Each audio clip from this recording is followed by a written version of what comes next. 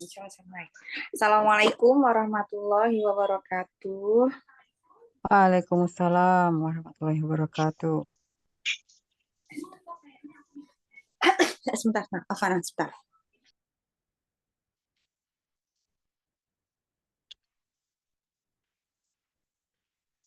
Ya. Innal hamdalillah nahmaduhu wa nasta'inu wa nastaghfiruh wa na'udzubillahi min shururi anfusina wa min sayyiati a'malina may yahdihillahu fala mudhilla lahu wa may yudhlil fala hadiya lahu. Asyhadu an la ilaha illallah wa asyhadu anna Muhammadan abduhu wa rasuluh. Allahumma sholli ala Muhammad wa ala ali Muhammad. Puji syukur kehadirat Allah Subhanahu wa taala yang memberikan kita nikmat iman, nikmat Islam, nikmat sehat sehingga kita bisa hadir di acara Tibar pada sore hari ini. Tidak lupa pula kita sampaikan sholawat dan salam kepada Nabi Muhammad Sallallahu Alaihi Wasallam, kepada keluarganya, para sahabat dan para pengikutnya. Semoga kelak kita bisa berkumpul di jannahnya. Amin amin ya rabbal. Insya Allah hari ini kita tibar yaitu surat Al-A'raf, surat ke-7 ayat 127 sampai 129. Oke. Peserta tilawah yang pertama yaitu dimulai dari Bu Eni. Kepada Bu Eni dipersilahkan. Baik, terima kasih. Sama.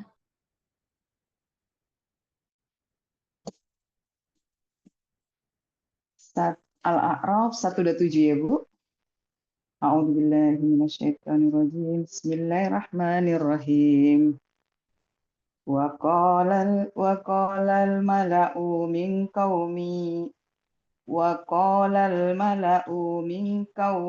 fir'auna atazaru Musa wa qaumahu liyufsidu fil ardi wa yazaraka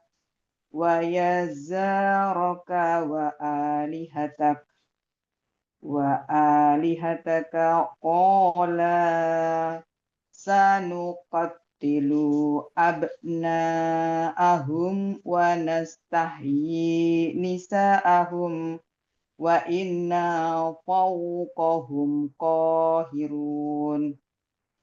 Qala Musa liqaumihi ista'inu billahi wasbiru innal arda lillah yurithuha man saya'u min ibadihi man yasha'u min ibadihi wal akibatu lil muttaqin. Qalu udhina min qabli an ta'tiyana wa min ba'di ma ji'tana.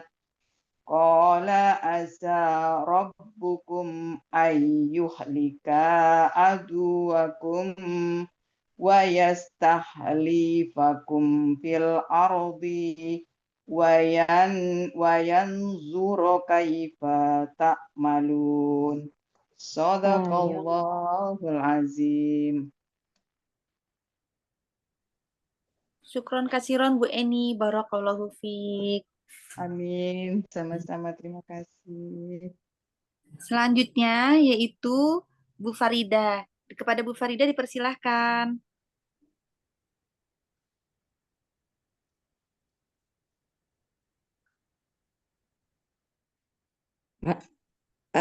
Ini aku ngulang dari 127 atau lanjutannya?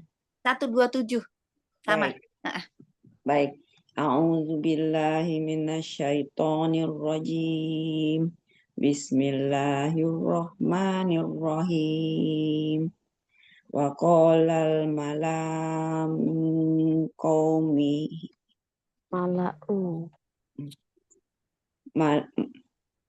wa qalal mala'u min qaumi fir'auna atazaru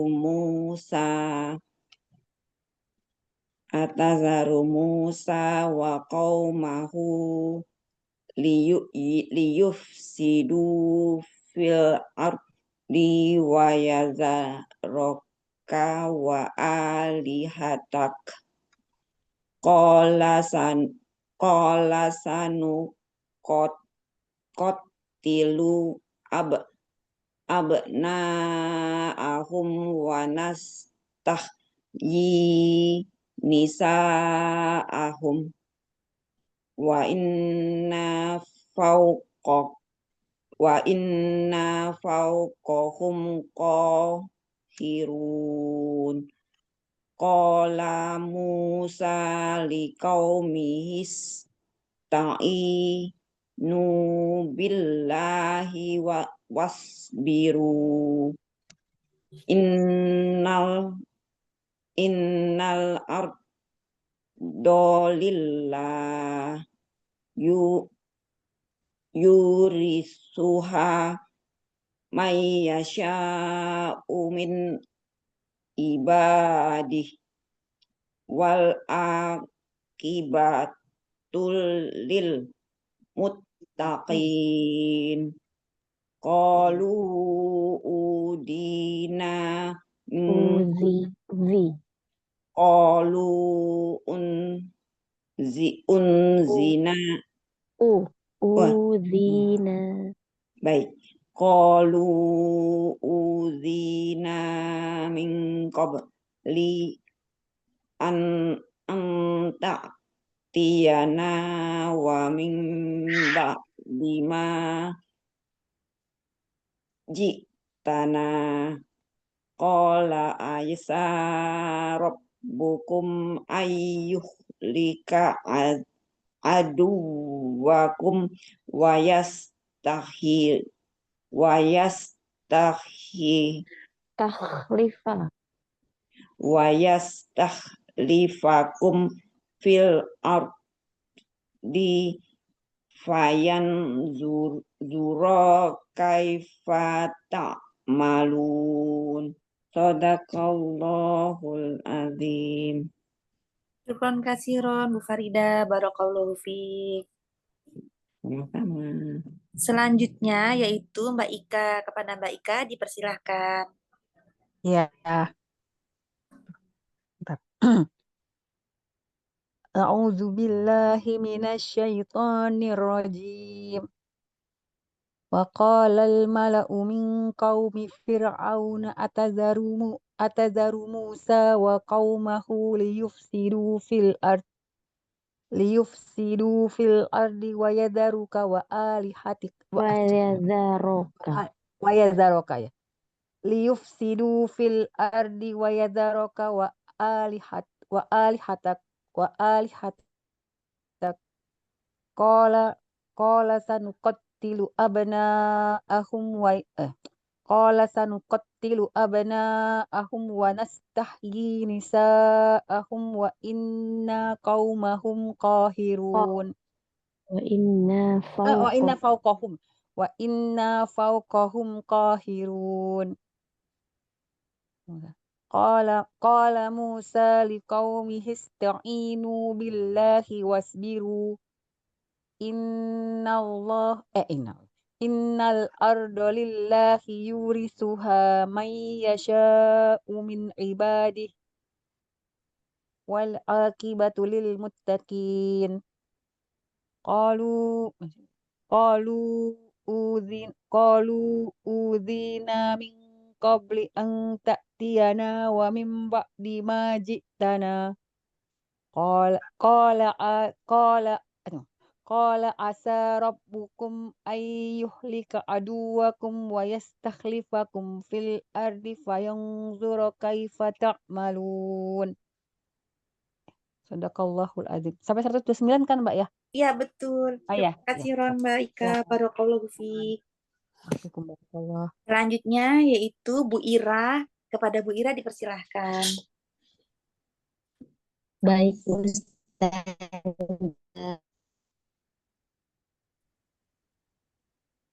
A'udzu billahi minasyaitonir rajim. وقال الملأ من قوم فرعون أتذر موسى وقومه ليفسدوا في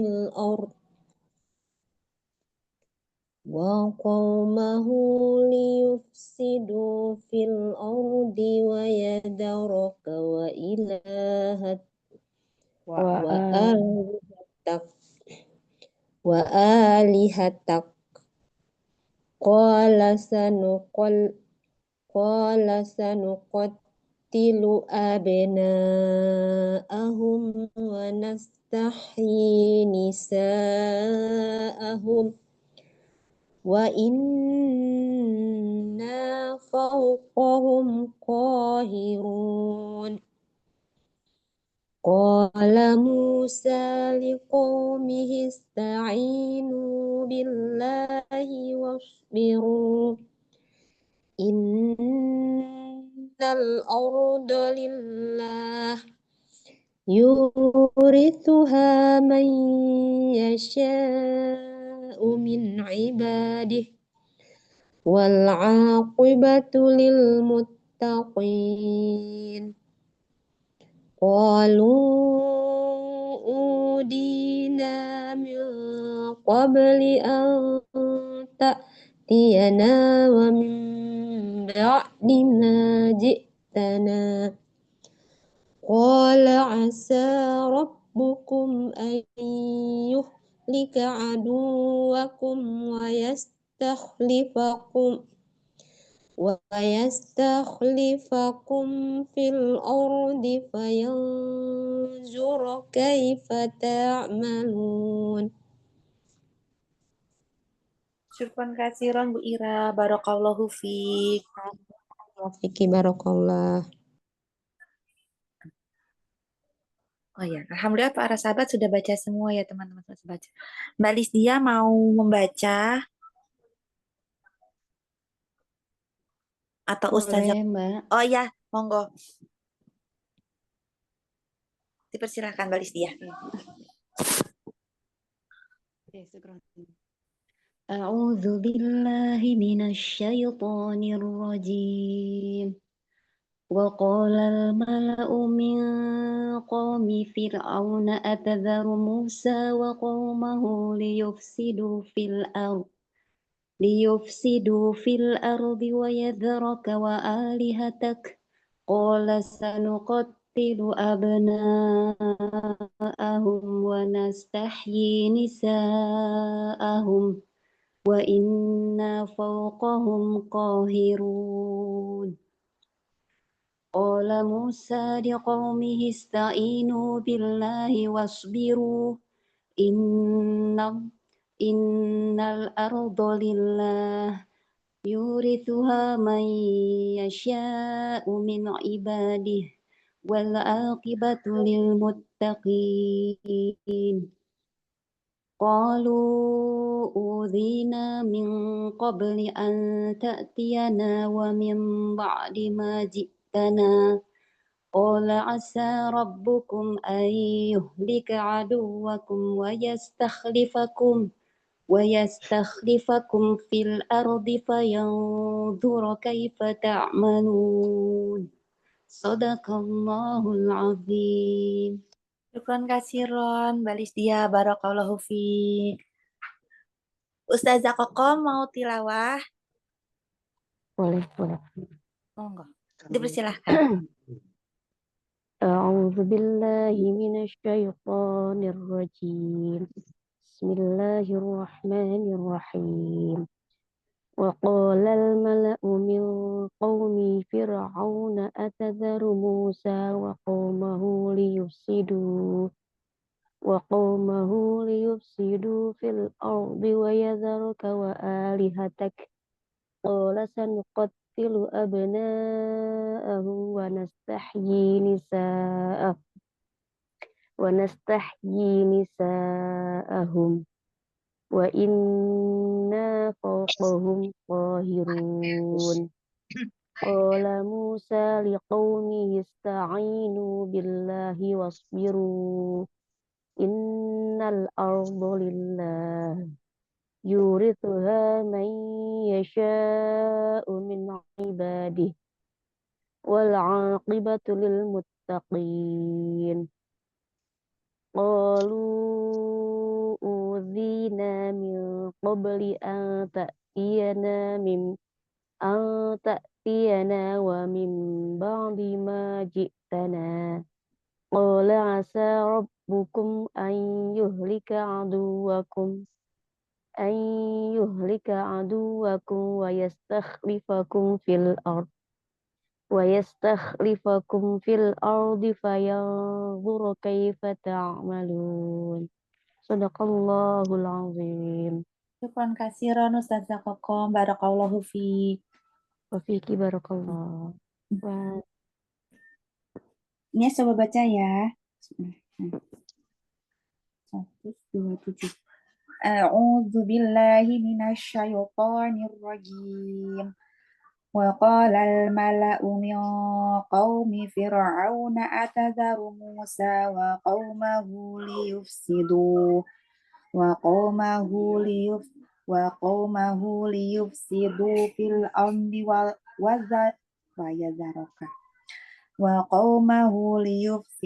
في الأرض ويذرك وآلهتك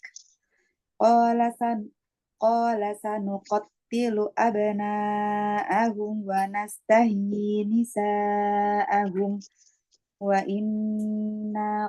وإنا فوقهم قاهرون قال موسى لقومه استعينوا بالله واصبروا إن الأرض لله يورثها من يشاء من عباده والعاقبة للمتقين قالوا أوذينا من قبل أن تأتينا ومن بعد ما جئتنا قال عسى ربكم أن يهلك عدوكم ويستخلفكم في الأرض فينظر كيف تعملون. Astagfirullahaladzim. ويستخلفكم في الأرض فينظر كيف تعملون. Barakallahu fiik. Barakallah. Alhamdulillah semua sahabat sudah kebagian tilawah. Selanjutnya yaitu membaca rewrite yang dipandu oleh Bunda Tara. Kepada Bunda Tara dipersilahkan. Siap. Assalamualaikum warahmatullahi wabarakatuh. Waalaikumsalam warahmatullahi wabarakatuh. Alhamdulillah. Wassalatu wassalam ala isrofil anbiya wal mursalin. Alhamdulillah kita pada sore hari ini berkumpul kembali. Dan mohon maaf minggu kemarin saya absen, tapi monitornya walaupun nggak bisa ikut join. Insya Allah hari ini saya akan mulai dengan memberikan rewrite. Sebentar saya ambil dulu ya rewrite-nya.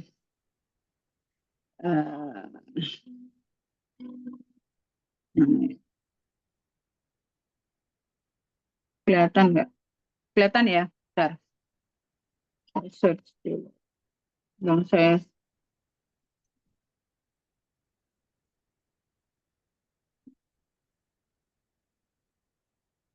yang mana ya? Salah.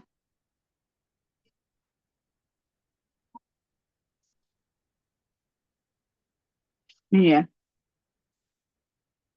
Oke, bismillah.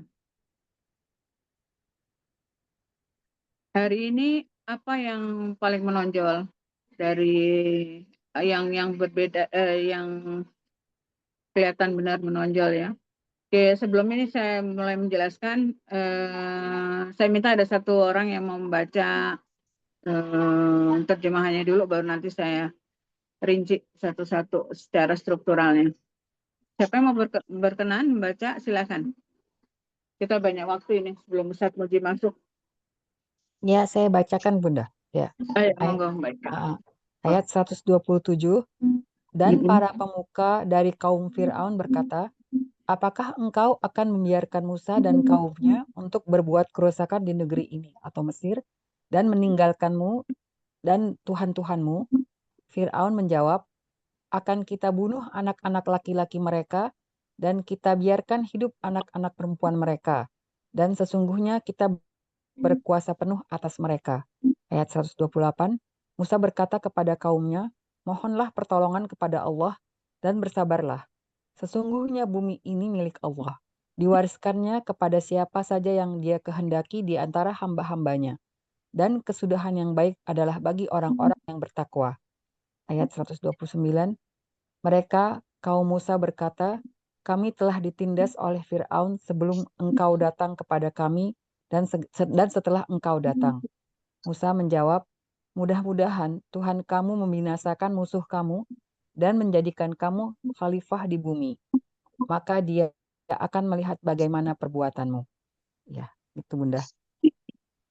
Terima kasih Mbak Ika. Ya, sama-sama Bunda. Tadi yang saya sudah tanyakan, kira-kira kalau yang ruku ini terdiri dari berapa ayat? 3 ayat. 3 ya. 3 3 ayat. Kalau yang ruku sebelumnya ada berapa ayat? Kisahnya sama nggak tentang siapa ini? Nabi Musa. Nabi Musa. Nabi Musa kita sudah membaca di ruku sebelumnya, yaitu di ruku 100 sampai 108 ya, di situ ada 103 mulai kisahnya Nabi Musa sampai dengan 126 ya, itu kisah tentang Nabi Musa di situ. Kemudian kenapa ruku ini kok sedemikian pendeknya, 127 sampai dengan 129, hanya 3 ayat. Kemudian saya kasih bocoran, sesudahnya itu 130 sampai dengan 141 masih tentang Nabi Musa dengan Firaun. Kira-kira apa? Ada yang bisa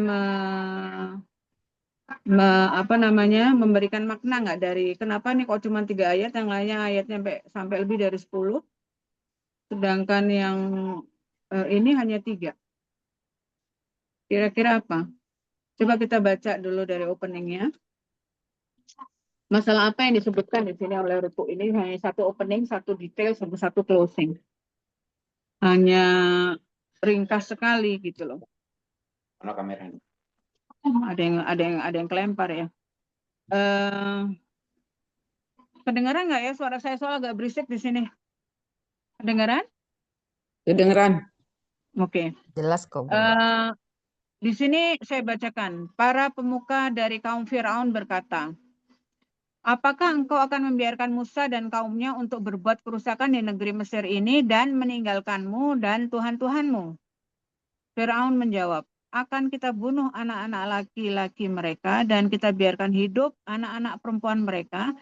Dan sesungguhnya kita berkuasa penuh atas mereka. Saya sebenarnya mau ngebold, cuman ini saya nggak tahu kemarin laptop saya, tablet saya error, katanya ada virus. Ini sebenarnya saya ingin menonjolkan, ini yang berbicara di sini adalah para pemuka agama, para pemuka kaum Firaun kepada siapa dia berbicaranya di ayat di opening ini. Itu kaumnya dia. Pemuka kaum Firaun berbicara dengan kepada itu kaumnya Firaun. Kaumnya Firaun berbicara kepada Firaun sendiri. Firaun ada tulisannya kan, Firaun menjawab. Para pemuka kaum Firaun berkata. Jadi yang memprovokasi. Jadi provokator di sini adalah, apakah engkau Firaun, nah, harusnya di situ ya dikasih tahu depan. Firaun, apakah engkau akan membiarkan Musa dan kaumnya untuk berbuat kerusakan di negeri ini? Jadi engkau di sini adalah ditujukan kepada Firaun, ya, dan meninggalkanmu, murni Firaun dan Tuhan-Tuhanmu, Tuhan-Tuhannya Firaun. Dan Firaun menjawab, akan kita bunuh anak-anak laki-laki mereka, anak-anak laki-laki mereka, dan kita biarkan hidup anak-anak perempuan mereka. Dan sungguhnya kita berkuasa penuh atas mereka. Ini yang seharusnya akan saya bold. Kita berkuasa penuh atas mereka. Kita itu di sini siapa? Itu Fir'aun Fir'aun dan para pemuka ya. pemuka. Iya, pemuka-pemuka Fir'aun. Kita berkuasa penuh pada Fir'aun. Jadi mereka tadi kan diprovokasi ya, kamu akan biarkan Musa. Oh enggak, kita bunuh aja anak-anak mereka dan anak perempuan, anak laki mereka dan anak perempuan yang dihidupkan, dibiarkan. Sesungguhnya, nah ini dia, ini sebenarnya paling penting, kita berkuasa penuh atas mereka. Jadi diktatorialannya Fir'aun, jadi dia yang merasa dirinya tuh bisa menentukan nasib kehidupan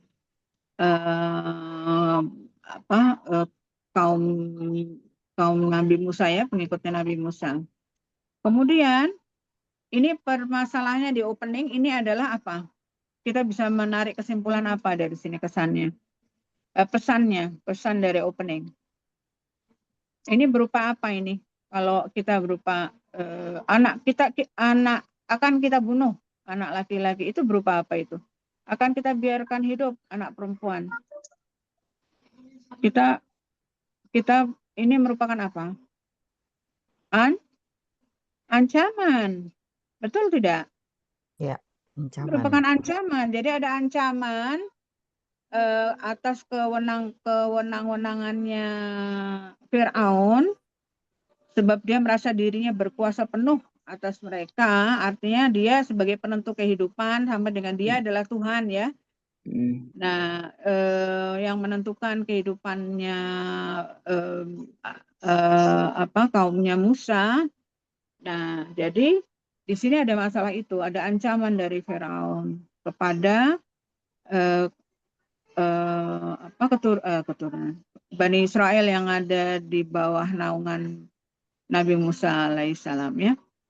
Kemudian apa yang dalam menghadapi permasalahan itu, ancaman itu, apa yang solusi yang diberikan oleh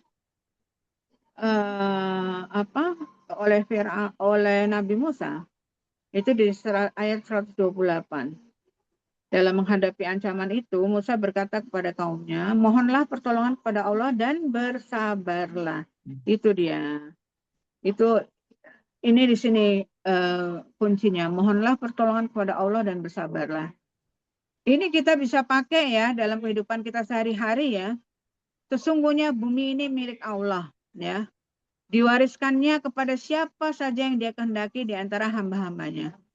Dan kesudahan yang baik adalah bagi orang-orang yang bertakwa. Tunggu deh, saya kayaknya mesti pindah di sini, rame banget, ada tamu soalnya. Bentar. Aduh. Bentar ya, sabar sebentar. Nanti kalau ada Ustadz Muji saya balik lagi. Nak, Mama di sini ya. Akbar. Mau jatuh. Kedengeran suara saya? Kedengeran sekali. Alhamdulillah, saya pindah kamar. Masuk kamar.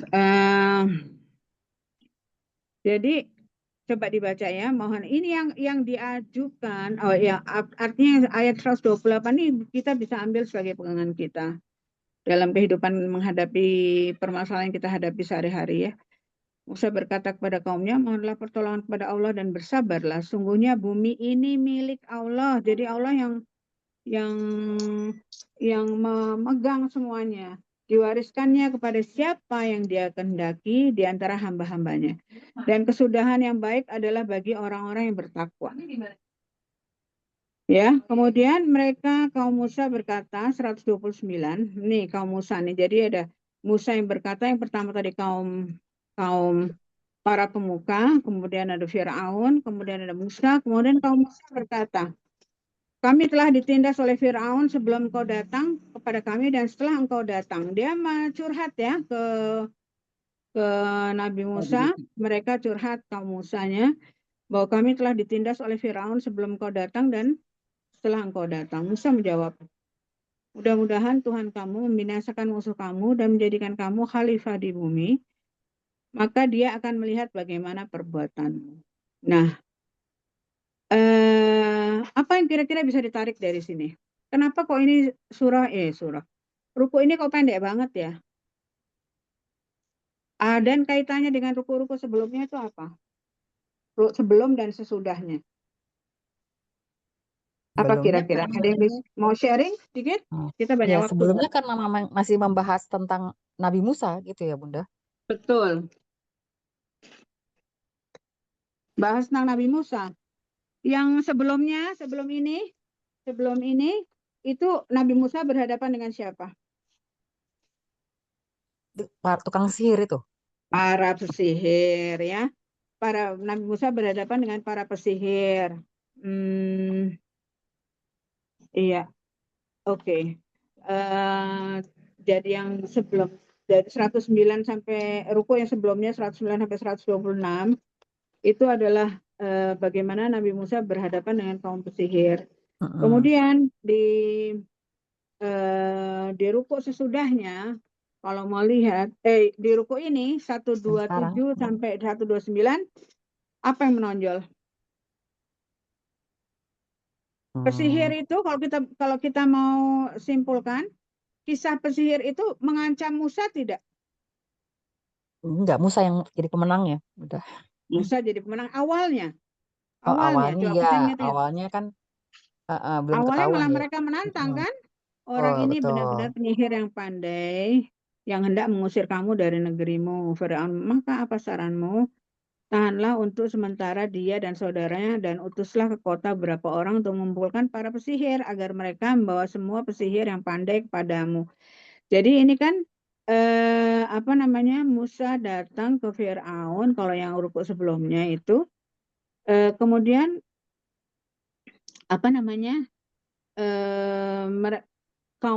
bagi kaum pemuka Firaun mereka menyebutkan bahwa Musa ini penyihir yang pandai. Karena sebelumnya Allah sudah memberikan mukjizat Musa di rukuk sebelumnya di 107 Musa melemparkan tongkatnya, tiba-tiba tongkat itu menjadi ular besar yang sebenarnya, dan dia mengeluarkan tangannya, tiba-tiba tangan itu putih bercahaya bagi orang-orang yang melihatnya. Jadi Musa diutus oleh Allah Subhanahu Wa Taala untuk berhadapan dengan Firaun, kemudian menyebutkan bahwa supaya mengajukan permintaan melepaskan Bani Israel pergi bersamaku. Terus kata Musa bahwa aku adalah utusan Tuhan dan aku wajib mengatakan sebenarnya tentang Allah. Aku datang kepadamu membawa bukti yang nyata dari Tuhanmu. Ditantang oleh Firaun. Apa bukti nyatanya? Kemudian Musa melempar tongkatnya. Tongkat itu berubah menjadi ular besar dan mengeluarkan tangannya. Kemudian para pemuka di rukuk yang sesudahnya 109 sampai 126, para pemuka itu bilang, waduh ini sih penyihir yang lebih pandai. Kemudian dipanggillah penyihir-penyihir yang ternama di Mesir ya. Kemudian dikumpulkan, ternyata Ternyata gimana? Mereka melemparkan menyihir mata orang banyak, menjadikan orang banyak itu takut. Kemudian lemparkanlah tongkatmu, tiba-tiba ia menelan habis segala kepalsuan mereka dan terbuktilah kebenarannya. Sebab segala yang mereka kerjakan sia-sia. Dan apa yang terjadi? Para penyihir itu malah beriman. Beriman ya. Malah beriman, malah berserah diri kepada Allah. Limpahkanlah kesabaran pada kami, matikanlah kami dalam keadaan muslim berserah diri kepadamu. Ini ya.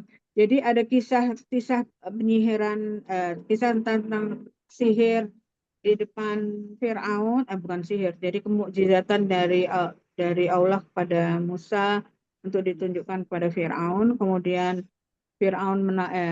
Musa menaklukkan para penyihir dengan yang akhirnya berserah diri kepada Allah. Nah, kemudian di rukuk 127 129 ini di 127 itu ada ancaman bahwa akan dibunuh anak-anak laki dan akan dibiarkan anak perempuan, dan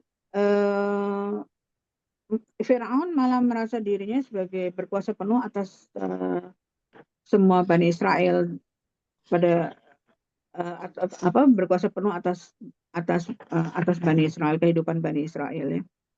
Kemudian di sini Nabi Musa mengajarkan kepada kaumnya agar supaya mohon pertolongan kepada Allah dan bersabar, dan meyakinkan mereka bahwa bumi ini milik Allah, diwariskan kepada siapa Allah kehendaki, dan kesudahan yang baik adalah bagi orang-orang yang bertakwa. Jadi intinya itu supaya kita mohon pertolongan, bersabar, dan meyakini kekuasaan Allah, dan diminta oleh Allah, Nabi Musa mengajarkan kaumnya untuk bertakwa.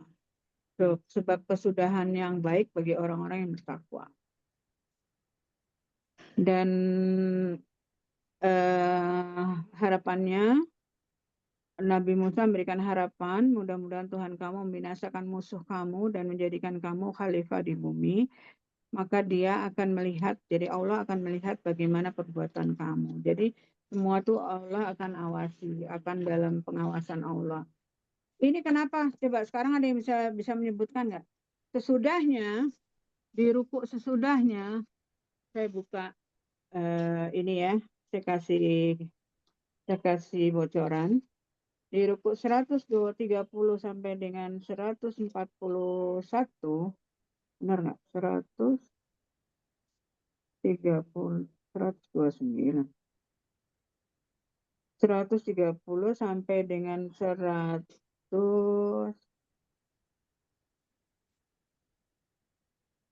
mana ya?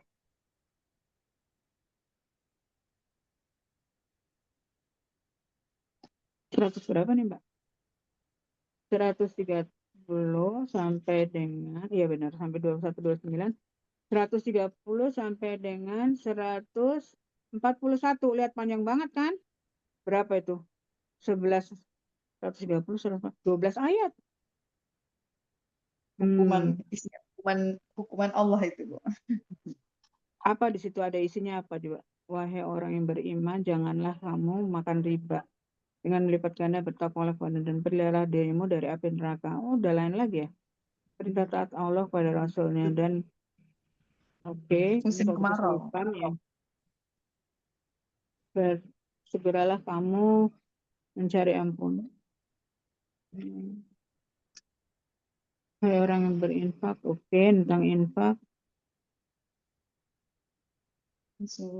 Oh, udah selesai. Musa udah selesai di 30 ya.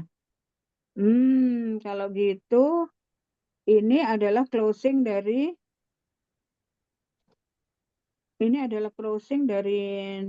kisah Nabi Musa dalam berhadapan dengan di ruku ini ya.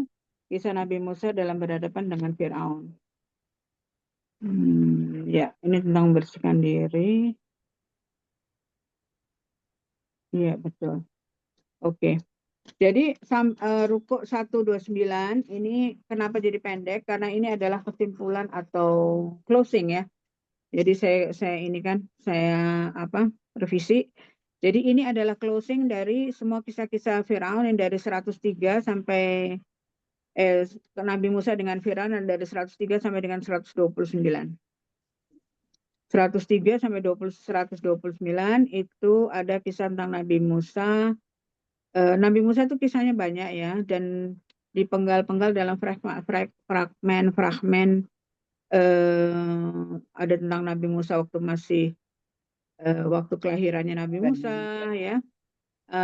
Bagian ini adalah bagian pada saat Firaun, Nabi Musa Allah perintahkan untuk berhadapan dengan Firaun. Ini jadi yang pertama kali ya kisah yang kisah setelah Nabi Musa diberi amanat ya, perintah dari Allah untuk berhadapan dengan dengan Firaun. Fir'aun itu sendiri adalah ayah angkatnya Nabi Musa kan, kalau pada ingat semuanya kisahnya. Udah pernah. Iya, betul. Malah kita belum pelajari, tapi kita mempelajari sesuai dengan apa yang Allah tampilkan di sini. Satu demi satu. Jadi fragmennya ini yang disebut oleh Ustadz Dhani kemarin di kajian, bahwa orang mengkritik bahwa kisah-kisah di Al-Quran tuh mencelak-mencelok nggak keruan gitu loh. Padahal bukan kita tuh mencelak-mencelok. Allah itu mempunyai suatu message, ada pesan yang disesuaikan dengan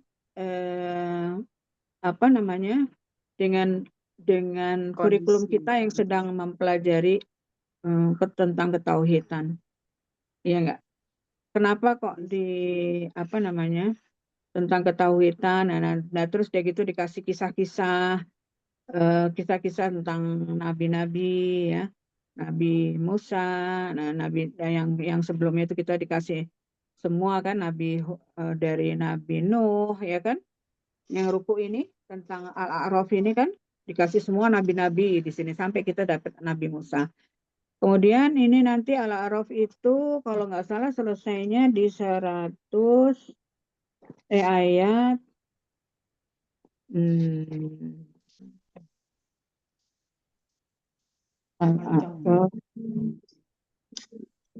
Al-A'raf itu 100 berapa ya? 206. 206. Kita udah masih ada 100 ayat lagi ya. Lebih kurang ya. Al-A'raf di 200, ya benar. 206. Artinya kita sekarang di 130 ya, 129. Artinya masih ada sekitar 70-an ayat ya Mbak. 75 ayatan lagi. Nanti kita lihat apa yang ada di dalam buku-buku tersebut. Dan ada yang mau sharing, ada yang mau apa namanya bertanya dulu, mungkin ada yang nggak jelas. Ini jelas ya bahwa ini adalah closing. Nanti kita lihat dulu kisahnya Nabi. Ada lagi nggak kisah Nabi Musa setelah dirukuk sesudahnya? Ternyata ini adalah closing dari kisah Nabi Musa dengan suatu pelajaran bahwa kita kalau menghadapi ancaman model kayak Firaun itu jangan takut, mohonlah pertolongan kepada Allah dan bersabarlah. Sungguhnya Allah itu menguasai segala sesuatu, dan kesudahan yang terbaik, yang baik adalah bagi orang-orang bertakwa. Jadi kita kalau mau mendapat pertolongan Allah ya kita harus memantaskan diri menjadi orang yang bertakwa. Kemudian apapun kenyataannya, bagaimanapun besar tindasan yang orang berikan kepada kita, itu kita harus tetap percaya kepada Tuhan. Pertolongan Allah itu yang akan membinasakan musuh-musuh kita, menjadikan kita khalifah di bumi, dan Allah itu maha melihat dari segala perbuatan kita.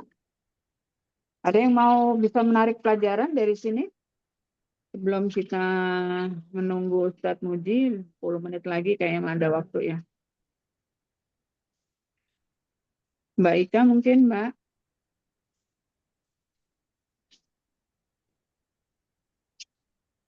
Apa yang bisa ditarik dari sini?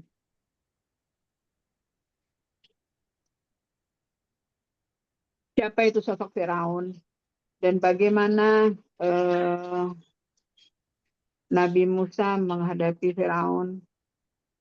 Dan apa yang diancam oleh Firaun, dan apa yang dilakukan oleh Nabi Musa dalam menasehati kaumnya. Nabi Musa sudah minta kepada Firaun untuk membebaskan Bani Israel dari Mesir, tapi Firaun malah memberikan ancaman ya. Walaupun dengan Nabi Musa sudah membawa tanda-tanda yang Allah berikan berupa mukjizat, Tapi tetap Firaun tidak bergeming, malah menjadi semakin menjadi mereka akan Firaun akan membunuh anak laki-laki dan anak perempuan mereka. Coba apa kira-kira yang bisa ditarik dari sini? Keras amat. Mohonlah pertolongan kepada Allah dan bersabarlah. Bumi ini milik Allah, diwariskan kepada siapa yang dikehendaki, dan kesudahannya adalah orang terbaik bagi orang bertakwa. Ya, ada yang bisa kali ngambil kesimpulan atau ada pertanyaan yang apa namanya? Ada yang mau bertanya? Jangan lupa mampir loh. Para pemuka kaum Firaun berkata, apakah engkau akan biarkan Musa dan kaumnya untuk berbuat kerusakan di negeri ini dan meninggalkanmu dan Tuhan-Tuhanmu? Firaun menjawab, akan kita bunuh anak laki-laki mereka dan kita biarkan hidup anak perempuan mereka. Dan sesungguhnya kita berkuasa penuh atas mereka. Kemudian Musa berkata kepada kaumnya, mohonlah pertolongan kepada Allah dan bersabarlah. Sungguhnya bumi ini milik Allah, diwariskannya kepada siapa saja yang dia kehendaki di antara hamba-hambanya. Dan kesudahan yang baik adalah bagi orang-orang yang bertakwa. Mereka, kaum Musa berkata, kami telah ditindas oleh Firaun sebelum engkau datang dan kepada kami dan setelah engkau datang. Musa menjawab, mudah-mudahan Tuhan kamu membinasakan musuh kamu dan menjadikan kamu khalifah di bumi. Maka dia akan melihat bagaimana pendapatmu. Ada yang bisa menarik pelajaran dari sini? Kenapa susah ya? Sulit ya? Farida, Ya, ada yang bisa ditarik dari sini?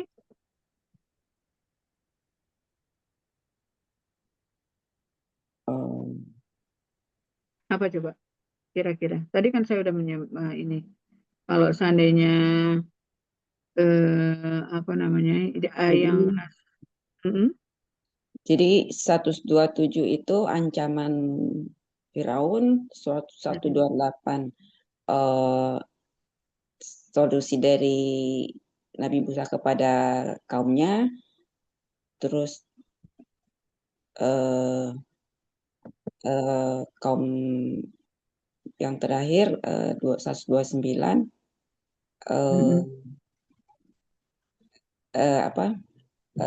kaumnya bilang bahwa dia udah ditindas sejak Nabi Musa belum ada dan sudah ada. Terus Nabi Musa memberi ini apa? Apa yang Nabi Musa jawab? Mudah-mudahan Tuhan kamu membinasakan musuh kamu dan menjadikan kamu khalifah di bumi. Itu apa itu? Untuk memberikan apa? Solusinya ini apa? Membesarkan hati, jadi biar betul. Jadi jangan takut, istilahnya kan kayak gitu ya. Jadi jangan takut atas ancamannya Firaun apapun itu, kalau kita berpegang kepada Allah. Ya. Jadi itu maksudnya di situ. Jadi ini adalah ancaman apapun yang Firaun berikan, dan kalau kita berkeyakinan kepada Allah, menyerahkan segala sesuatu kepada Allah, itu Allah akan menolong kita gitu. Iya, betul banget. Dan itu kelihatan sekali kan. Kalau kita kan di Al-Baqarah kan kita sudah belajar ya. Bagaimana ini kan nyambung ke ini adalah nyambung ke kisah Bani Israel yang ada di Al-Baqarah yang kita pelajari sebelumnya. Yang ditadabur hari Sabtu.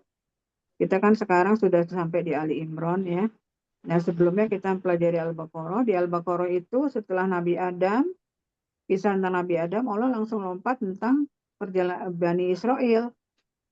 Masih ingat nggak kisah Bani Israel yang dalam pengejaran Fir'aun yang akhirnya diselamatkan oleh Allah membelah laut itu, Laut Merah, kemudian bisa menyeberang.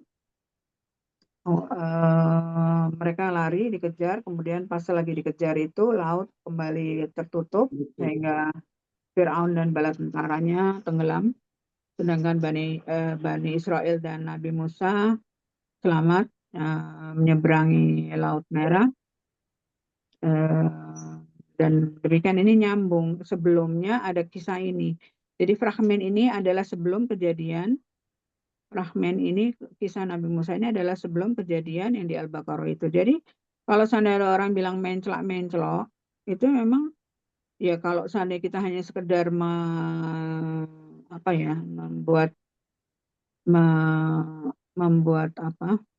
potongan-potongan puzzle, sekedar membuat potongan-potongan puzzle tanpa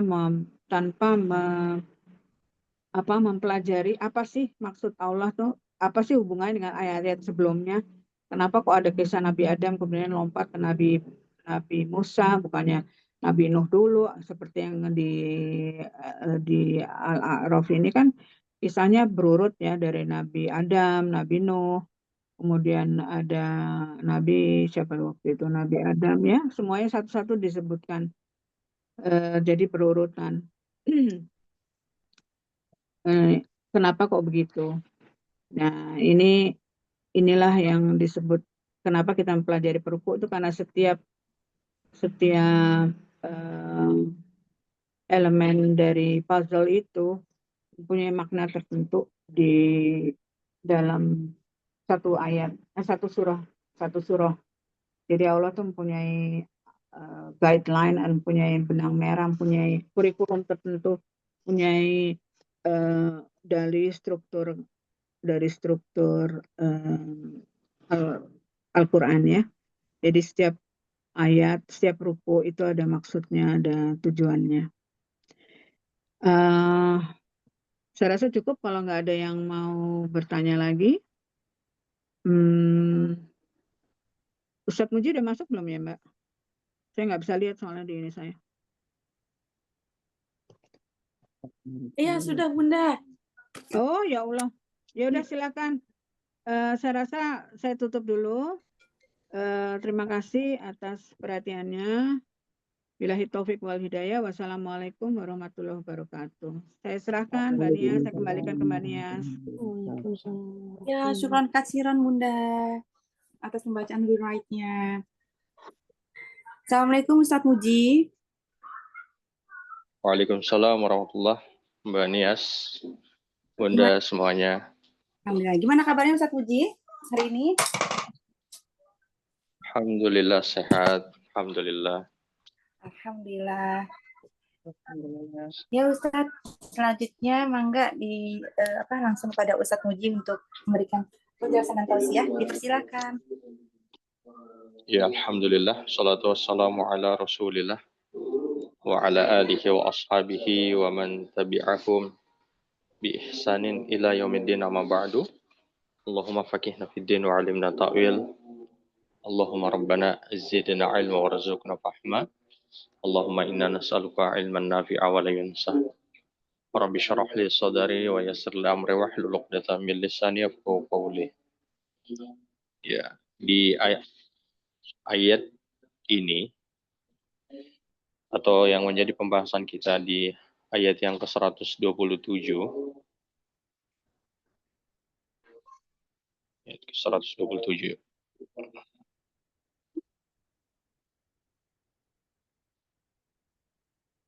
Ya, di mana para orang-orang terdekatnya Firaun, kalau bisa dibilang kalau di masa kita ini kayak menteri-menteri lah. Jadi menteri-menteri ini berkata kepada Firaun selepas kejadian kalahnya Firaun dari Nabi Musa. Jadi kalahnya tukang sihir sebenarnya. Sampai tukang sihir itu mereka beriman kepada Allah. Para menteri ini mengatakan seperti ini. Atadzaru Musa wa qaumuhu liyufsidu fil ardi wa yadharaka wa alihataka. Apakah kamu membiarkan Musa dan kaumnya untuk membuat kerusakan di negeri ini, Mesir, dan meninggalkan kalian? serta Tuhan-Tuhan kalian. Jadi ini seperti terbalik, yang seperti dunia yang terbalik, di mana Nabi Musa itu dianggap oleh orang-orang terdekatnya Firaun itu adalah orang yang membuat kerusakan. Dia orang-orang yang membuat kerusakan, sedangkan mereka beranggapan mereka itu merupakan orang-orang yang melakukan perbaikan. Jadi mengapa demikian? Artinya kenapa sampai kebaikan dan keburukan itu bisa terbalik dalam pemahaman di masyarakat.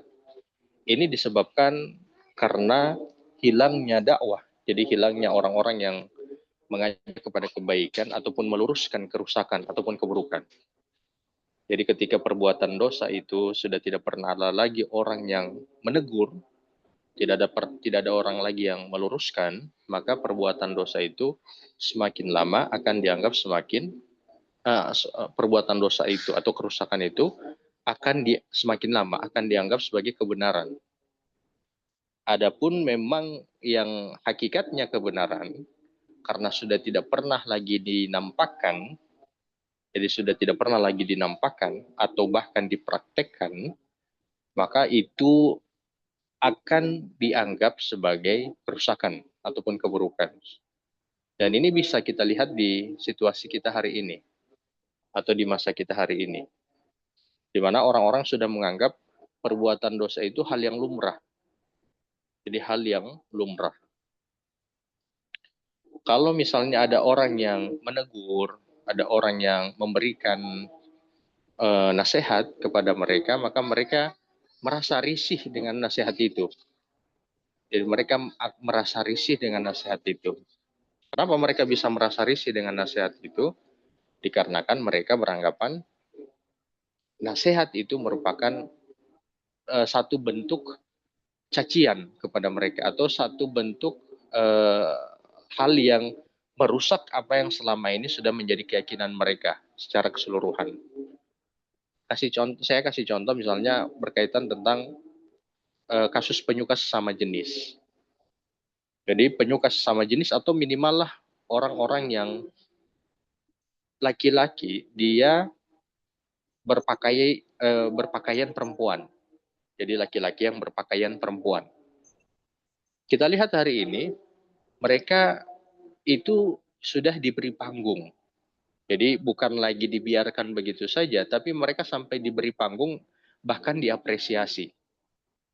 Yang tadi yang laki-laki tapi dia berlenggak-lenggok seperti perempuan, bahkan pakaiannya pula itu seperti perempuan. Jadi mereka itu diberi panggung. Coba kita lihat di TV-TV, di channel YouTube, itu kalau bukan persoalan hal-hal yang porno, yang laku itu adalah yang seperti itu. Jadi yang laku itu adalah yang seperti itu. Jadi, ya, betul. Jadi ketika ada orang yang memberikan teguran kepada orang-orang yang berperawakan seperti itu, maka orang yang memberikan teguran ini akan diserang balik. Jadi akan diserang balik. Ya, ini diantara contoh yang nyata atau yang real, sebagaimana perkataannya menterinya Firaun ini kepada Firaun, yang mana mereka beranggapan bahwa Nabi Musa ini melakukan kerusakan. Ada yang kedua. Jadi ada dua hal sebenarnya berkaitan dengan kerusakan yang kita bisa lihat di masa Nabi Muhammad dengan di Firaun juga, di contohnya Firaun ini. Gini, ada namanya adat ataupun kebiasaan. Ketika Nabi Musa ini menegur apa yang selama ini sudah menjadi kerusakan yang ada pada kalangan Firaun, maka Musa ini seakan-akan dianggap sebagai orang-orang yang ingin mengeluarkan sesuatu yang sudah dari dulu mereka lakukan atau yang mereka imani, yang mereka amalkan. Kalau di kita dianggap sebagai satu adat, ini sudah adat.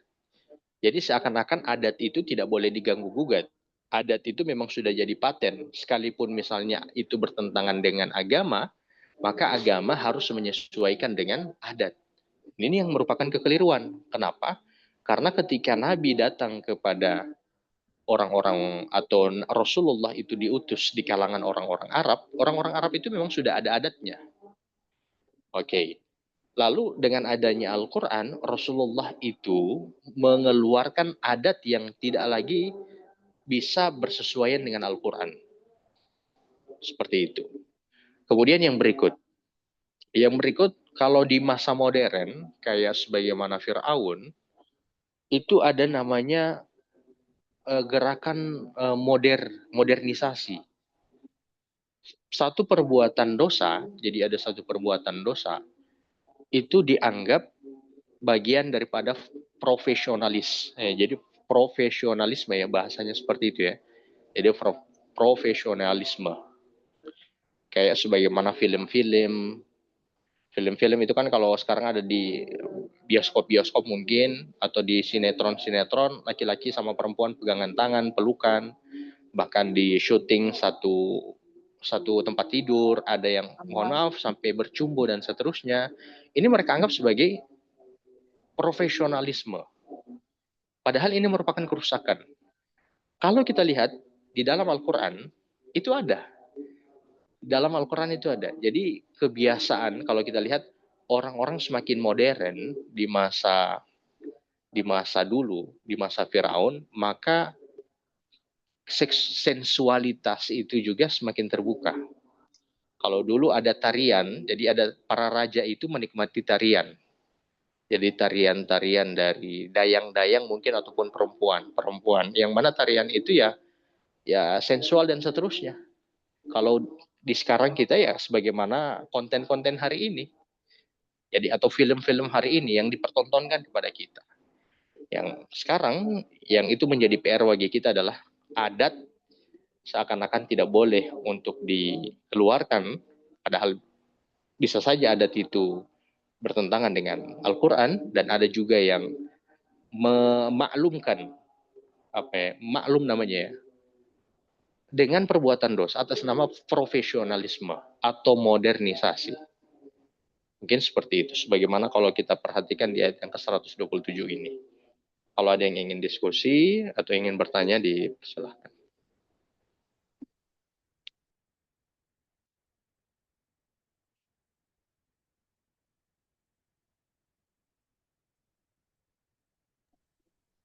Silakan Mbak Amida.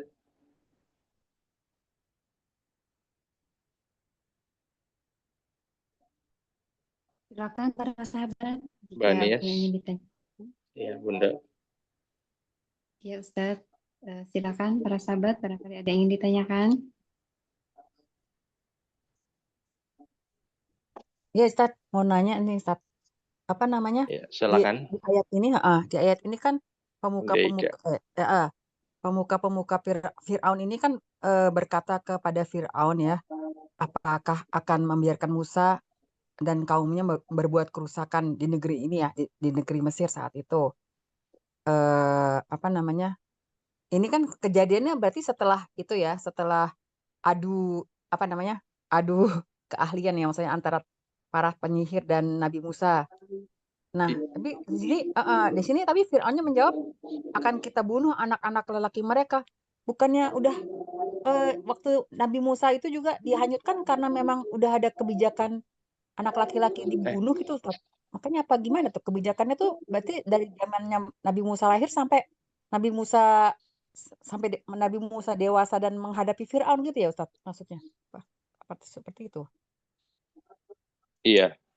Jadi terjadi 2 kali, Bunda Ika. Oh gitu. Suara saya jelas ya? Jelas, jelas. Oke. Jadi terjadi 2 kali.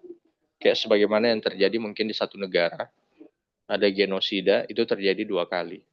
Dengan waktu yang berbeda. Waktu yang berbeda. Jadi terjadinya pembunuhan terhadap anak-anak itu, yang pertama karena memang ramalan. Pemicunya itu ramalan. Para peramal. Kemudian yang kedua itu, pemicunya itu karena memang Fir'aun ini kalah dari Nabi Musa. Tapi sangat menarik begini. sebagaimana saya bahas kemarin yang sangat menarik itu, kenapa bukan Nabi Musa yang dibunuh? Maksudnya sekarang Kenapa ini Bunda Ika kenapa kira-kira? enggak? Kenapa bukan Nabi Musa saja yang diperintahkan untuk dibunuh? Kenapa yang justru diperintahkan untuk dibunuh adalah Bani Israel? Mungkin supaya membuat Bani Israel tidak mengikuti Nabi Musa, begitu, Ustaz. Jadi Nabi Musa yang disalahkan. Jadi istilahnya Nabi Musa yang akan disalahkan sama kaum Bani Israelnya. Mungkin maksudnya ini kedatangan Nabi Musa nih malah membawa nasib buruk itu, Ustaz, membawa kesialan apa seperti itu, Ustaz. Makanya Nabi Musanya nggak dibunuh. Ya, jadi tadi yang saya tanya, bagaimana Bunda Ika? Kenapa bukan Nabi Musa saja yang Iya. dibunuh?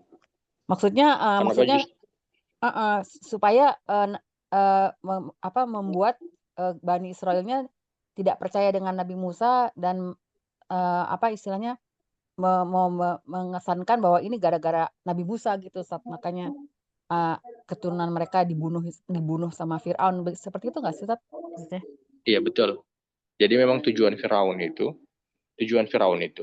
kalau dia membunuh Musa, orang-orang kan sudah pada perhatian ke Musa nih, karena Musa itu memenangkan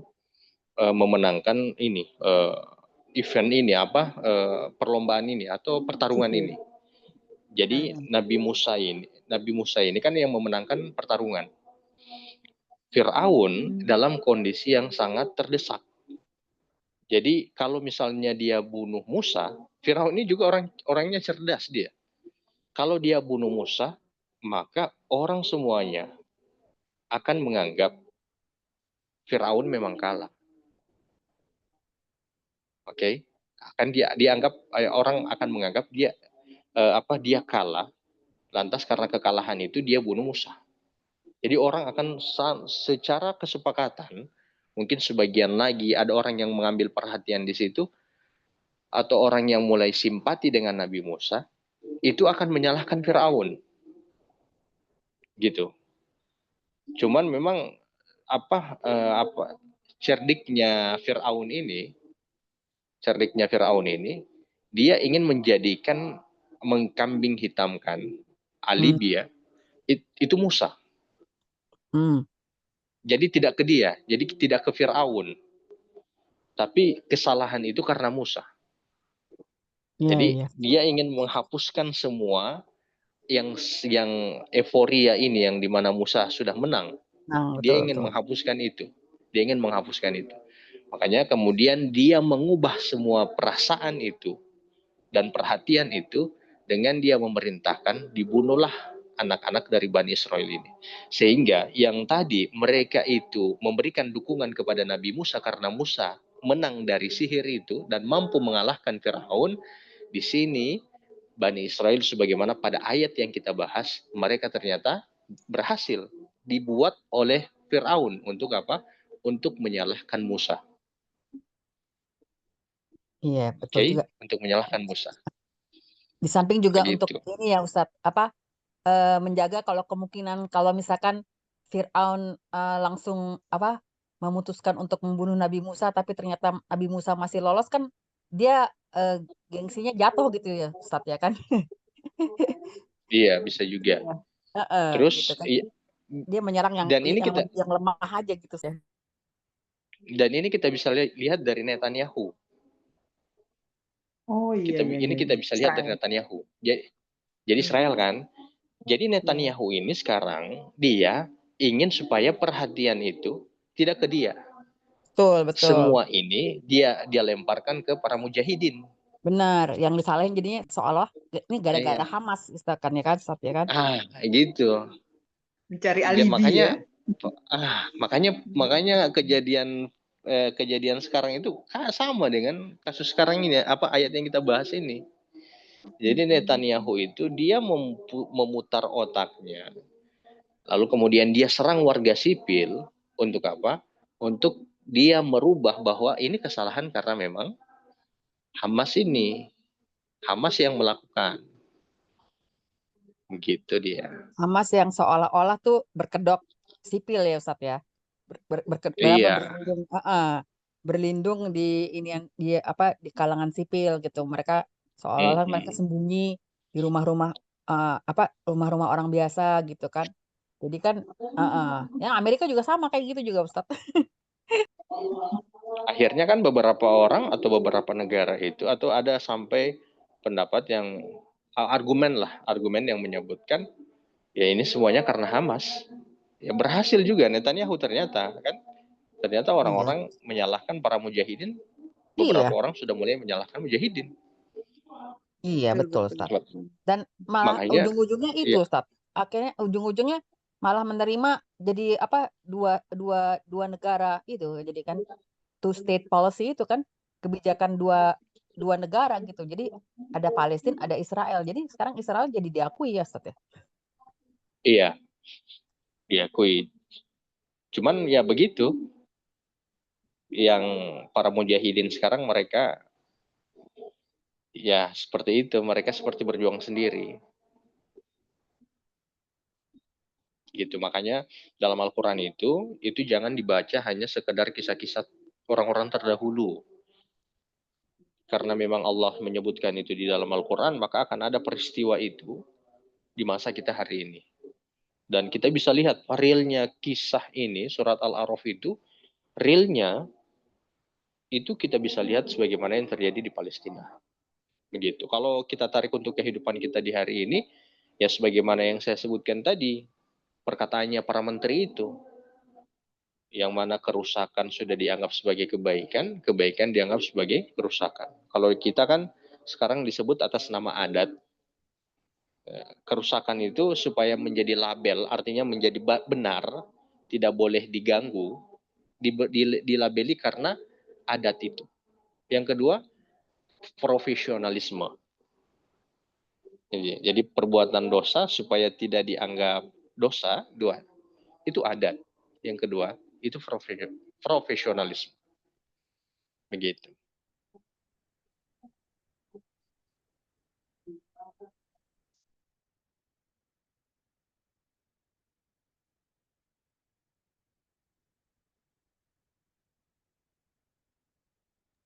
Silakan Bunda, semuanya. Bunda Lisdia.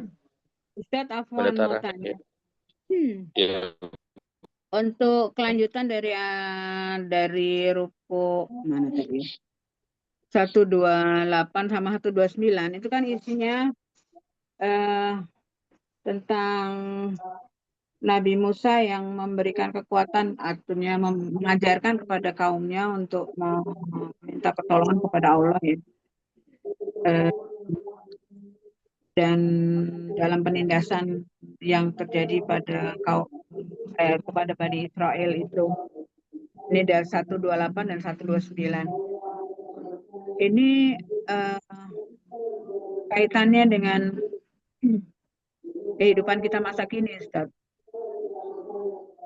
Ini apakah bisa ini kita tadi saya sudah menyebutkan sama sahabat bahwa yang diajarkan oleh Nabi Musa di 128 dan 129 itu kita bisa pakai sebagai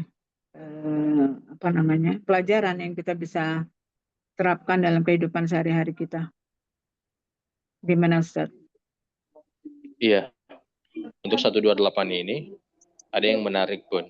Dari semua para nabi yang punya pengikut, mereka tidak pernah sama sekali bergantung kepada nabinya mereka. Jadi mereka tidak pernah bergantung sama sekali kepada nabi mereka, termasuk kepada Nabi Muhammad. Jadi walaupun itu ke Nabi Muhammad. Kalau di sini kan konteksnya ke kaumnya, umat. Jadi setiap umat itu para nabi, kalau kita lihat para nabi tidak mau menjadikan umatnya itu bergantung pada mereka, kepada para nabi ini. Kan kalau kita lihat ya Nabi Musa itu kan orangnya kuat, ya kan? Dari riwayat dari sejarahnya kan Nabi Musa itu orangnya kuat. Kemudian kita bisa lihat dari kisah-kisah yang ada, Nabi Musa itu tongkatnya bisa membelah lautan. Yang kedua, Nabi Musa itu tongkatnya bisa berubah jadi ular. Tentu atas izin Allah, ya, tentu atas izin Allah. Kalau di hari ini mungkin Nabi Musa ada, kita akan beranggapan Musa ini cukup bagi saya, atau Musa ini cukup bagi kita sebagai pelindung. Jadi, oh tenang ada Musa, kan gitu kan? Karena kita pikir dia punya mukjizat, orangnya kuat. Begitupun kalau misalnya di masa Nabi Muhammad, umatnya Nabi Muhammad itu kalau misalnya kita pikir ada Nabi Muhammad, oh tenang ada Nabi, tenang ada Rasul. Nah gitu kan, tenang ada Rasul. Tapi para Rasul dan para Nabi tidak mengajarkan itu, tidak mengajarkan kebergantungan kepada mereka. Makanya sampai Nabi Musa itu mengatakan, mintalah kepada Allah. Bukan sebagaimana hari ini. Ada orang-orang yang hari ini mungkin beranggapan dia punya harta yang banyak. Lalu kemudian mungkin punya kedekatan dengan pemerintah. Dengan itu dia mengatakan, tenang ada saya. Nah, jadi tenang ada saya. Ini tidak boleh.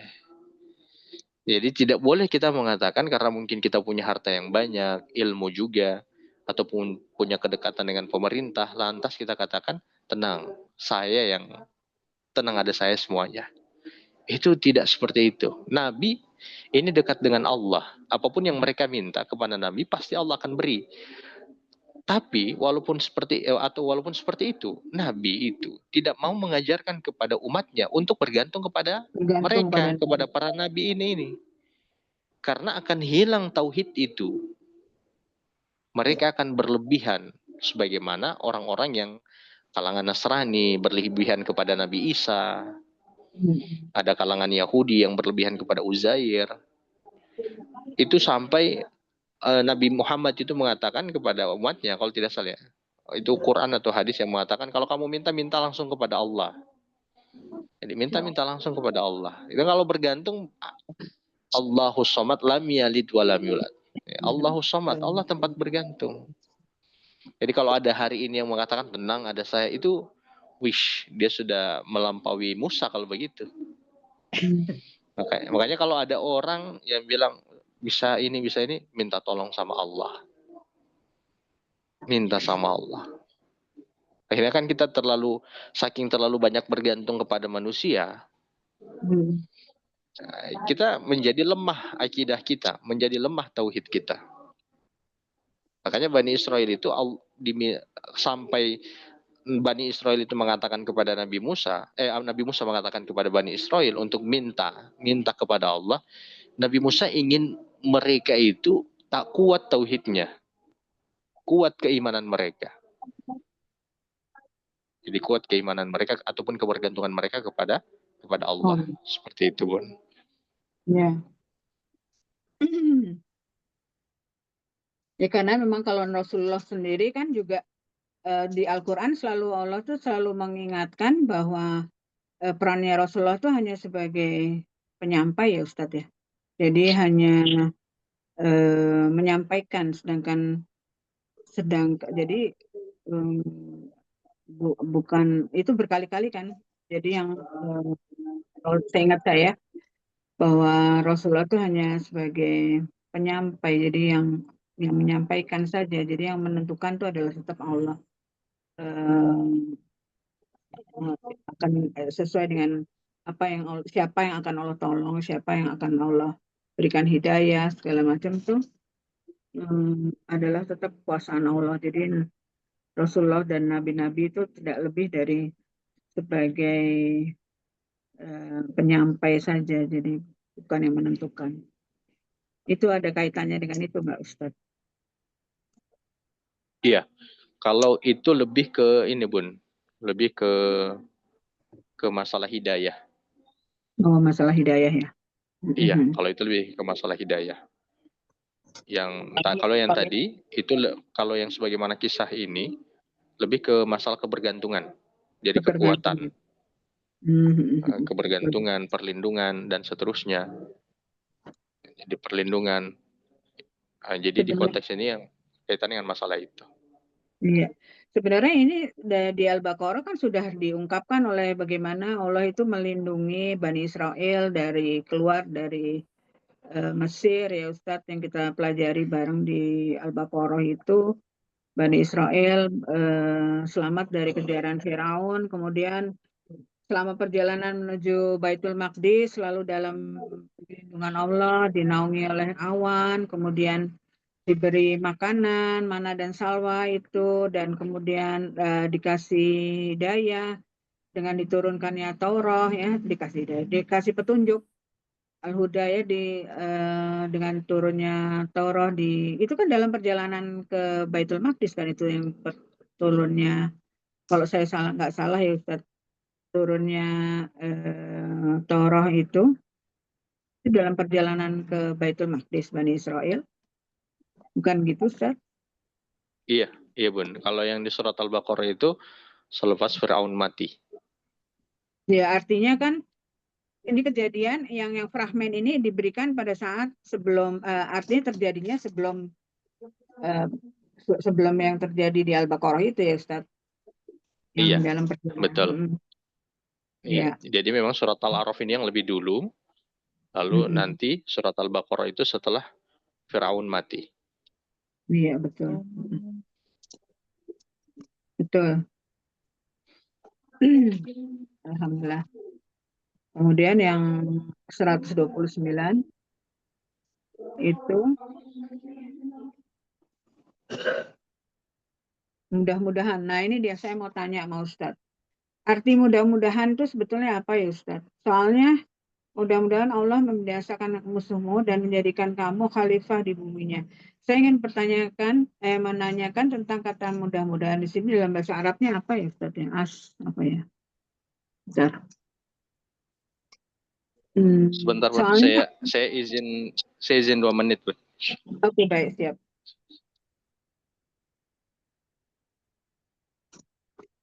Ini pertanyaan saya sebab saya mendapat pertanyaan saya itu kita mungkin ada yang dengar ya, ada beberapa ceramah dari beberapa ustadz besar yang mengatakan bahwa kalau kita berdoa jangan menyebutkan mudah-mudahan. Tapi ternyata kok saya baca jadi insya Allah atau gimana gitu. Jadi jangan memakai kata mudah-mudahan. Tapi di sini asa ada nih bahasa Arabnya asa. Makanya arti asa itu apa? Itu yang saya ingin tanyakan. Sebab di sini di Al-Quran sendiri disebutkan sebagai mudah-mudahan ya. Jadi apakah itu terjemahannya, masalah terjemahannya? Arti asa itu apa? Itu benar asa ya Mbak bacanya kan? Pola asa. Ya, benar Bun. Ya. Pola asa robbukum ayyuhlik. Ya itu. Jadi ada kata mudah-mudahan itu kan. Mudah-mudahan Musa berkata, mudah-mudahan Tuhan kalian membinasakan musuh kalian dan menjadikan kalian khalifah di bumi. Lalu Allah melihat bagaimana kalian kerjakan. Atau mungkin waktu Nabi Musa itu belum ada turun ayat yang insya Allah itu. Oh iya mungkin ya, bisa juga. Iya. Atau ini kan karena yang menjawab adalah Nabi Musa gitu, Bu. Iya. Dia kan nggak bisa, istilahnya dia nggak berani mendahului ketetapan Allah. Iya benar. Soalnya insya Allah itu kalau nggak salah ditujukan waktu itu diajarkan kepada Nabi Muhammad SAW. Iya Muhammad. Iya. Kan jangan, jadi kalau harus ada memakai insya Allah apabila itu memang benar pas. Betul. Soalnya memang saya dengar dari Ustaz Khalid bahasa lama segalanya. Jadi jangan menyebutkan mudah-mudahan atau semoga atau apa ya. Jadi kita katanya tidak ada keyakinan bahwa Allah itu kita harus yakin bahwa Allah itu akan menolong kita. Ya Ustaz, silakan. Ini ada kata mudah-mudahan kalau Ustaz kata di sini kan asa. Saya mendengar dari beberapa ceramah Ustaz yang menyebut jangan kita kalau berdoa itu jangan memakai atau menerjemahkannya dengan kata mudah-mudahan, tapi kita memakai dengan kata insya Allah. Jadi atau semoga itu jangan dipakai, itu menandakan bahwa kita tidak yakin bahwa Allah tuh akan menolong kita gitu. Iya. Katanya gitu, Ustaz. Di sini Nabi Musa sampai menyebutkan dengan kata asa, itu diterjemahkan bisa dengan semoga. Kalau di kita itu kayak semoga Allah merahmati kita, semoga Allah senantiasa memberikan kemudahan kepada kita, itu asa. Jadi bisa diterjemahkan dengan kata semoga. Tapi kenapa Nabi Musa mengatakan kepada Bani Israel itu tidak dengan penyebutan pasti. Tidak dengan penyebutan pasti, pasti Allah akan menolong kita. Pasti Allah akan membantu kita dan seterusnya. Kenapa demikian? Asa ini untuk memberikan penekanan kepada Bani Israel supaya mereka juga tetap ada ikhtiarnya. Tetap ada ikhtiarnya. Itu kan Bani Israel itu kan kaum yang ini keras kepala. Kalau sudah Nabi Musa mengatakan pasti, ya mereka tidak akan lagi ini, bahkan mereka akan menentang. Mana. Ya, mereka akan menuntut juga, mana dibilang pasti. Makanya sampai Nabi Musa mengatakan asa, supaya apa? Supaya mereka itu ada usahanya, ada ikhtiarnya. Nah, sedangkan insya Allah, Ustaz, kan kalau Rasulullah kan diajarkannya untuk mengatakan sebagai insya Allah gitu, yang saya dengar dari Ustadz yang itu insya Allah. Jadi artinya memang ya. Kalau dalam janji kita tidak boleh mengatakan mudah-mudahan. Jadi kalau berjanji kita itu mengatakannya dengan kalimat insya Allah itu. Jadi asa di sini bukan janji, tapi merupakan permohonan ya. Permohonan. Semoga harapan. Jadi ada harapan. Jadi kalau kita berjanji, sebagaimana para ustadz itu juga, beberapa ustadz menyebutkan tidak boleh kita menggunakan kalimat mudah-mudahan, tapi yang lebih benar itu adalah insya Allah. Adapun dalam permohonan, itu sebagaimana kita berdoa kepada Allah, kalau kita bersama, semoga Allah mengampuni kita, semoga Allah memberikan kemudahan kepada kita, seperti itu pun. Atau mudah-mudahan Allah memberikan ampunannya kepada kita. Kan kalau kita bilang insya Allah Allah ampuni kita, insya Allah Allah berikan kemudahan kepada kita. Jadi lebih kepada insya Allah, itu lebih kepada janji mungkin. Allahu a'lam. Seperti itu, Bun. Oke, siap Ustaz. Saya sih sekarang tuh amannya udah semuanya saya pakai insya Allah aja, Ustaz. Iya betul. Saya juga begitu. Iya. Karena terinspirasi dari kisahnya Musa juga. Musa. Tentang sapi betina itu. Makanya setiap ini saya pakai insya Allah. Betul. Bisa juga nggak dikatakan Ustaz bahwa kalau yang Nabi Musa mengatakan mudah-mudahan, karena ini kan yang ditanyakan maksudnya kan itu perbuatannya Allah gitu Ustaz, ya kan? Bukan bukan perbuatan manusia gitu Ustaz. Jadi kan Nabi Musa kan tidak tahu Allah akan berkehendak seperti apa, kan nggak tahu gitu Ustaz, ya kan? Nah, kalau insya Allah kan kita yang melakukan sesuatu gitu Ustaz. Berarti kan kita juga nggak bisa yakin 100% bahwa kita akan bisa melakukannya gitu kan Ustaz. Jadi beda kan gitu. Kalau Nabi Musa, karena dia posisinya sebagai Rasul, ketika dia mendapatkan wahyu, itu memang sudah pasti. Ya, betul. Itu memang sudah pasti. Cuma maksudnya ini kan untuk kejadian yang belum terjadi gitu Ustaz, ya kan? Ini kan dia dihadapkan pada situasi di mana dia belum tahu ke depannya akan seperti apa gitu Ustaz. Makanya kan kayak saya bilang ini juga di samping itu juga manusianya juga harus berikhtiar kan gitu Ustaz. Jadi yang kepastian itu hanya Allah aja yang bisa memberi gitu ya Ustaz, ya kan? Maksudnya seperti itu. Iya, betul Bunda Ika. Ya, terus ditambah lagi di akhirnya itu ada kalimat bahwa Allah dia melihat bagaimana kalian kerjakan. Jadi artinya memang Allah tuh mengawasi. Allah Maha mengawasi apa yang dilakukan oleh Bani Israel, begitu kayaknya. Karena ini kalimatnya ditutup dengan itu, terjemahannya.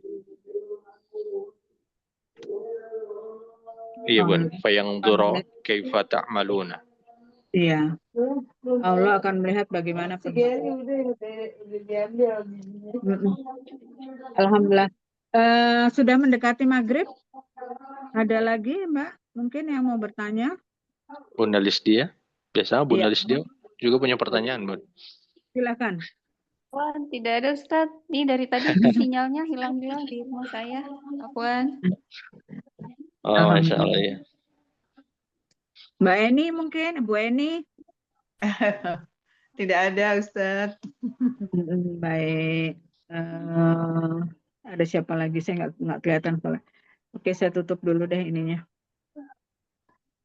Silakan Mbak Nias atau Mbak Lisdia nih yang lanjut. Aduh, Masya Allah. Boleh. Iya, mungkin Mbak Nis masih repot ya. Baik, Iya. Kita tutup ya Bunda ya. Masya Allah. Baik, Alhamdulillah, Alhamdulillahirrahmanirrahim. Semua yang disampaikan Ustadz tadi, semoga bisa kita tarik pelajarannya, kita ambil hikmahnya, betapa kisah-kisah terdahulu itu sebenarnya memang akan tercermin sampai kapanpun seperti apa yang kita lihat pada hari ini pun, pada kejadian Palestina dan pada kejadian yang nanti akan terjadi di bumi ini ya. Masya Allah, semoga kita bisa menarik pelajarannya, mengambil hikmahnya, dan semoga yang disampaikan tadi bisa bermanfaat buat kita. Kita sampaikan kepada keluarga kita, kepada orang terdekat kita, dan kepada banyak orang lagi. Semoga Allah merahmati kajian kita pada sore hari ini. Saya tutup dengan ucapan hamdalah. Alhamdulillahirabbil alamin. Istighfar 3 kali. Astagfirullahaladzim, astagfirullahaladzim, astagfirullahaladzim. Doa penutup majelis. Subhanakallahumma wa bihamdika asyhadu an la ilaha illa anta astaghfiruka wa atubu ilaik. Saya mohon maaf apabila ada salah dan khilaf. Billahi taufiq wal hidayah. Wassalamualaikum warahmatullahi wabarakatuh. Waalaikumsalam warahmatullahi wabarakatuh. Saya lupa ada mau menyampaikan. Apa namanya, kalau nanti kita besok ada kajian tadabbur, kita mulai rukuk baru ya besok Ali Imran 54 berapa ya kemarin, Ali Imran 55 sampai 64 kalau nggak salah. Dan kita rencananya tetap akan mengadakan webinar tanggal 18 Oktober. Diharapkan semua para sahabat mengikuti webinar yang akan diberikan oleh Ustadz Muji hari Sabtu pagi jam 8 sampai jam 10, tanggal 18 Oktober. Ini webinar pertama kali, ini program baru Pondok Mu'alaf kerjasama dengan Tadabbur Al-Quran Gorontalo yang dipimpin oleh Ustadz Muji. Jangan sampai sayang, ini akan bahas tentang surah An-Nas. Surah An-Nas ya, sudah sering sebetulnya, tapi ini ada khas yang ada yang agak beda sedikit, makanya insya Allah diharapkan para sahabat mengajak teman-teman untuk ikut webinar ini, insya Allah, amin. Ya. Amin, amin. Demikian. Kalau diingatkan lagi Nanti Bunda. ada pengumuman ya disampaikan di sudah mulai ya Mbak Sulisdia ya, udah di share ya. Sudah di share, sudah Bunda. Oh iya, terus Instagramnya Pondok Mu'alaf juga sudah mulai aktif, alhamdulillah. Mulai kemarin sudah milad Pondok Mu'alaf, alhamdulillah. Dan pada kesempatan ini saya mengucapkan terima kasih kepada para sahabat yang sudah berpartisipasi dalam menggiatkan kerancengan Pondok Mu'alaf yang insya Allah akan di pekan depan akan besok hari ini ditutup. Dan pekan depan insya Allah akan kami salurkan ke ke yayasan yang mengelola guru-guru Al-Quran di Gorontalo. Baik, terima kasih. Wassalamualaikum warahmatullahi wabarakatuh. Sampai besok ya, ditunggu ya. Waalaikumsalam warahmatullahi wabarakatuh. Waalaikumsalam warahmatullahi Waalaikumsalam warahmatullahi wabarakatuh. Terima kasih Ustaz. Iya, Barakallah. sama-sama.